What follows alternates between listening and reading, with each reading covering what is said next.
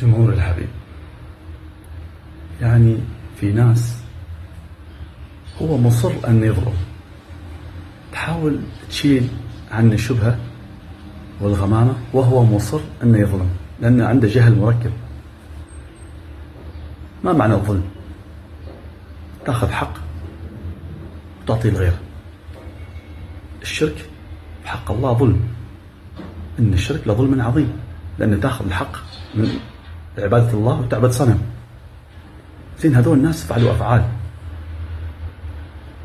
من الظلم أنك تنسبها لشخص ما فعل، هذول ظلام وأنت هم ظالم.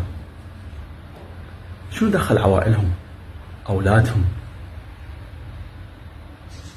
يعني هم تضرروا مرتين من هذا الفعل الغاشم الغادر من أفعالكم أنتم.